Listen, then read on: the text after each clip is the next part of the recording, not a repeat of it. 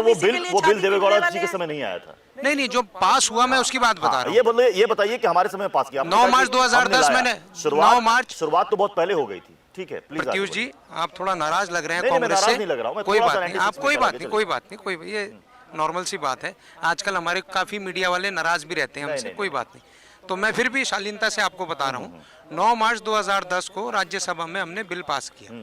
उस bill pass करने के बाद लोकसभा में हमारे नंबर्स नहीं थे, वो बिल पास नहीं हो पाया। वो बिल में 1/3 विमेन मेजोरिटी थी, ठीक है, सॉरी विमेन रिजर्वेशन। एक मिनट मैडम, आ रहा हूँ, आपके ओबीसी एससी सब पे आ रहा हूँ।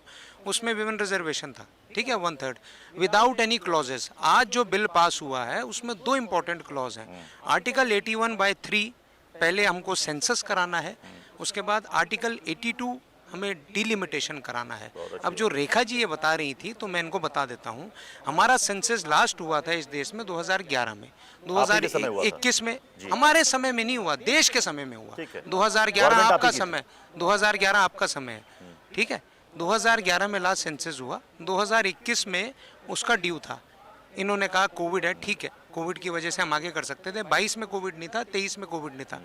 आज हम 9.5 साल बाद इस बिल को ला रहे हैं और उसमें 2 क्लॉजेस के साथ ला रहे हैं। पहला सेंसस, दूसरा डिलिमिटेशन। सेंसस जो अब हमारा अगला होगा वो 2026 में होगा। 26 में सेंसस होते होते, क्योंकि 140-45 करोड़ की पॉपुलेशन है, 26 में नेचुरली और ज़्यादा होगी, तो उस सेंसस को करते करते 4-5 साल लग जाएंगे, हो जाएगा 30-31। फिर 31 के बाद हम उस डिलिमिटेशन में आएंगे।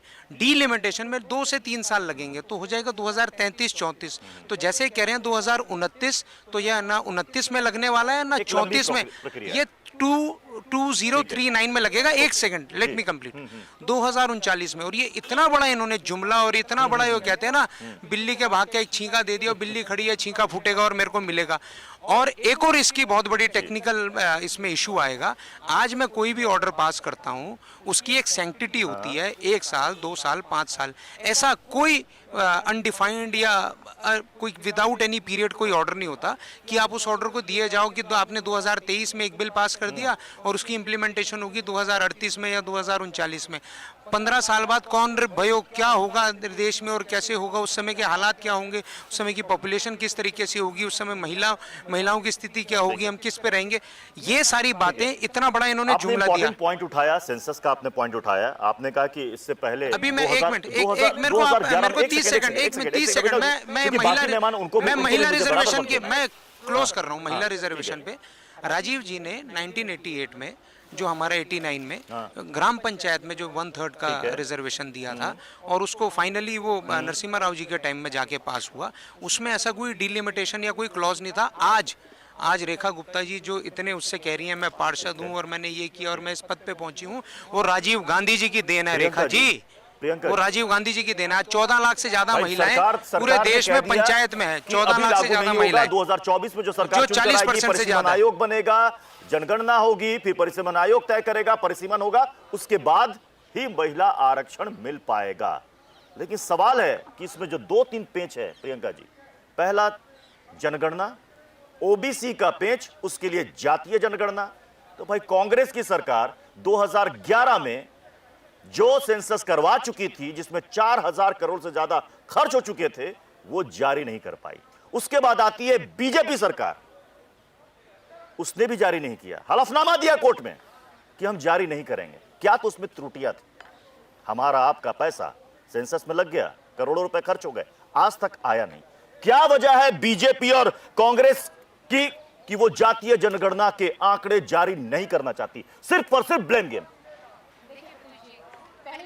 आरक्षण इसलिए नहीं चाहिए कि कमजोर हूं मैं, आरक्षण इसलिए चाहिए कि देश की सपोर्ट हूं मैं। कोई भी देश महिलाओं के साथ कंधे से कंधा ना मिला सके, उसमें प्रगति नहीं हो सकती है। ये बात समझ लेनी चाहिए। और ये बात शायद 9.5 साल बाद बीजेपी सरकार को समझ में आ गया कि अगर हमने जो मैनिफेस्टो में लिखा था वो पूरा ना किया गया, अगर महिलाओं को हम वो अधिकार ना दे पाए, तो शायद हमारी सीट हिलती हुई नजर आ रही है। क्योंकि आपने रेगिस्तान के अंदर पानी तो दिखा दिया महिलाओं को, लेकिन ये पानी जो है ये कब पीना है, आज पीना है, कल पीना है, परसों पीना है, ये पीना है, ये नहीं पीना है, किसी को पता ही नहीं है। ऐसा बिल आप मुझे बताइए देश में या विदेश के अंदर, किसी भी देश के अंदर ऐसा बिल कभी आया हो कि जो पास तो हो जाएगा लेकिन वो पास होने के बाद कब लागू होगा किसी को नहीं पता है। इमरजेंसी सेशन बुलाया जाता है, आपको पता है कि आपका जनगणना होनी है, डिलिमिटेशन होना है, लेकिन उसके बाद आप किसी को कुछ नहीं बताते, एक सस्पेंस रखते हैं कि भाई हम तो इतना बड़ा काम करने जा रहे हैं, हम धरती के ऊपर अवतरित ही इसलिए हुए हैं कि हमें महिलाओं का उद्धार करना है। लेकिन वहीं जब महिला पहलवान जंतर मंतर पे धरना देती है तो कोई महिला, बीजेपी की कोई भी महिला मंत्री या उसकी कार्यकर्ता वहां मिलने नहीं जाती है, उनका ध्यान नहीं रखा जाता है। उसके बाद मणिपुर में घटना होती है तब भी विपक्ष ऑब्जेक्शन उठाती है, तब जाके सदन में बोला जाता है, उसके बाद भी ऐसा लगता है जैसे एहसान कर रहे हैं। मणिपुर से लेकर हरियाणा तक सब जल रहा है, लेकिन उसके बाद भी वो कहते हैं ना, जिंदगी झंडवा फिर भी घमंडवा। और इन सरकार के ऊपर तो मुझे एक गाना याद आता है, अगर आप कहें तो मैं सुना देती हूँ। दगाबाज रे है दगाबाज रे, हमरे नेता बड़े दगाबाज रे। किसी खास दल के लिए, तमाम नेताओं के लिए? वो समझ जाएंगे सर, इसको अच्छा। पूरा सुन लीजिए, वो अपने आप समझ जाएंगे। अच्छा।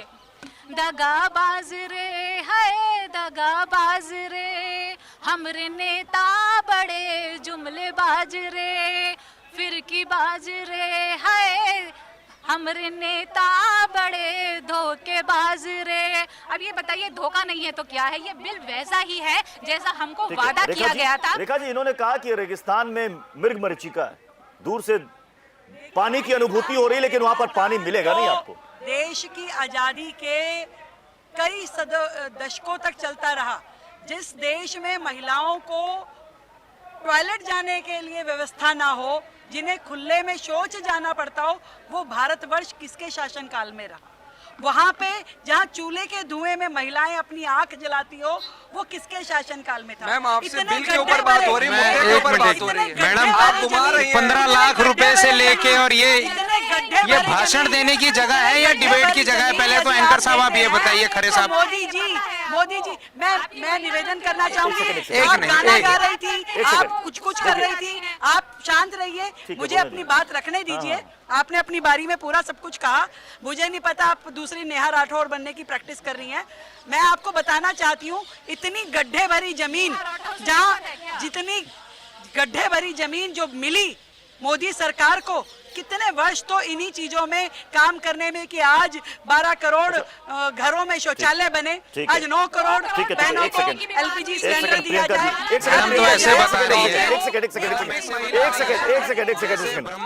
एक सेकंड रेखा जी, आपने